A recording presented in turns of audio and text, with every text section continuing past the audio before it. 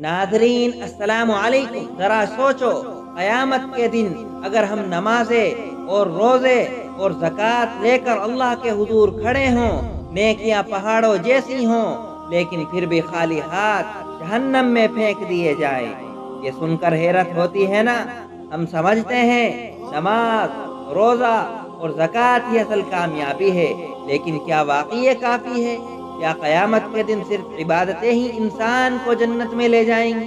तो आइए जानते हैं आज के इस हदीस एपिसोड में। अल्लाह के नबी की हदीस है।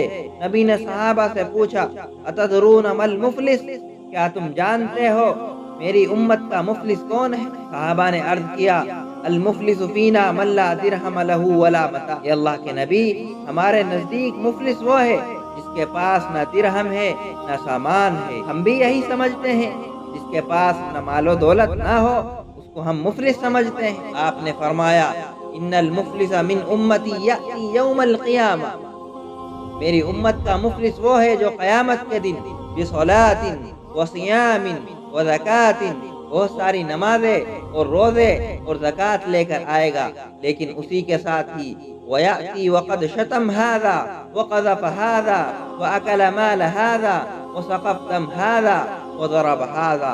उसने किसी को गाली दी होगी, किसी पर तोहमत लगाई होगी, किसी का माल खाया होगा, किसी का खून बहाया होगा और किसी को मारा होगा। ये सब जमा होंगे, ये अल्लाह इसने मेरे साथ ऐसा किया। अल्लाह कहेगा, इसकी नमाजें तुम ले जाओ, रोजे तुम ले जाओ, हज ज़कात तुम ले जाओ, और जब नेकियां खत्म हो जाएंगी तो इनके गुनाह इस पर डाल दिए जाएंगे और फिर इस शख्स को जहन्नम में फेंक दिया जाएगा।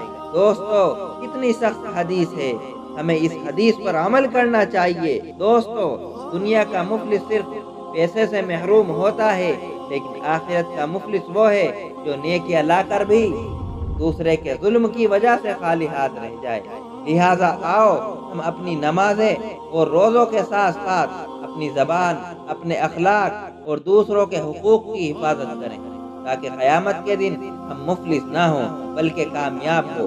अगर आपको ये वीडियो अच्छी लगी हो, कमेंट में सुभान अल्लाह लिखिए और सब्सक्राइब करना ना भूलिए। जज़ाकल्लाहु खैर।